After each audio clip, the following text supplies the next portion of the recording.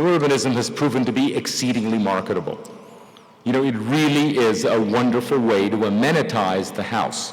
Now remember what was being offered before the new urbanism in terms of amenity. And by the way, an amenity is what you get in addition to the dwelling that you purchase, okay?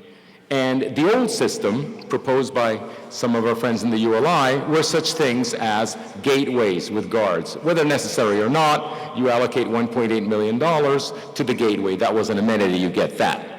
Or you get a clubhouse, $3 million clubhouse, marvelous interior design. That is an amenity in addition to the house. You might also get a pool, which is actually more useful than a clubhouse, or you would get a golf course, which is actually one of the dumbest ideas ever invented by developers. You know, they're now costing in the vicinity of $8 to $10 million, and they take 140 acres out of development. It is really a very expensive thing. The amenity was purchased. You had to buy it, it took land, it was costly.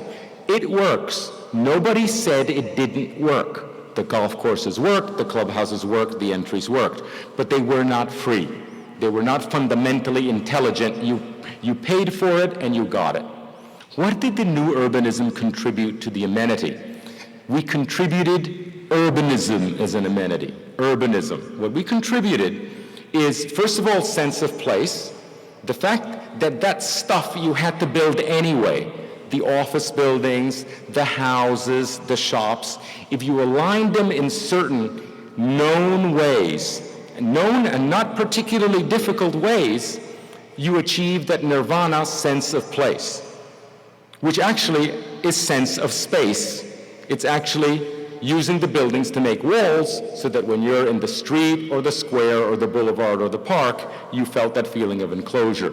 And literally, there's something fundamentally ancient human feeling that when you get that sense of place, it feels great, and actually people pay for it. I mean, the reason new urbanism was established was to revive the art of urbanism, the art of city building, the art of neighborhood building. Because for so long we focused on product. Residential developers focus on housing product, creating subdivisions, devoid of character, devoid of any local character. The same kind of house type that you see in Houston, you'll see in Orlando, or upcountry, South Carolina.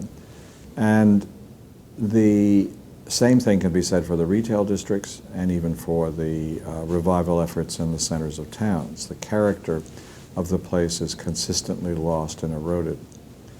And what we're finding is that over and over again, in a rapidly changing world in which people are moving around more and changing jobs more often and moving from place to place, there is a sense of rootlessness in this life.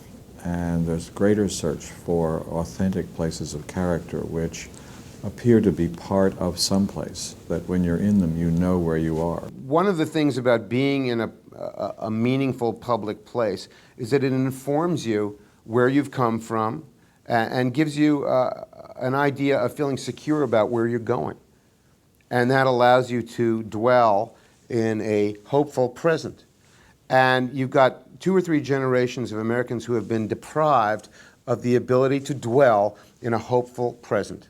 You know, suburbia has basically failed people. The promise of suburbia has failed. The convenience, you know, you just zip out in your car and everything's done for you. You have a beautifully manicured yard. But the reality is that people are now in their cars for several hours a day. And when they get out to their suburban house, they can't even walk around. And I think it's very, very attractive for them to look at a place that might be connected by transit or just closer in and more densely designed, that they don't have to drive on a collector road to get absolutely everywhere. The success of new urbanism, I believe, is due in large part to the creation not only of neighborhoods and communities where people feel an urbanity, where they feel they can walk from place to place and feel connected to activities and to each other, but also because there is a sense of place. I come from a marketing background. I used to market real estate, sprawl.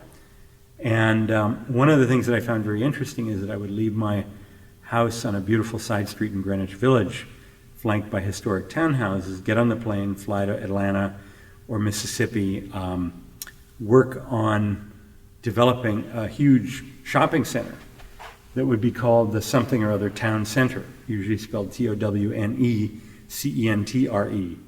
And all of the imagery that we used in the marketing and promotion was all about the old neighborhood, all about small towns and the charm of Main Street and the town square, yet what we were building was malls. But when I began to see the work of Andres Duany and Liz Plater-Zyberk and their contemporaries, I realized that what they were building were the places that we were describing in our marketing brochures, in the names that we were using for the shopping mall.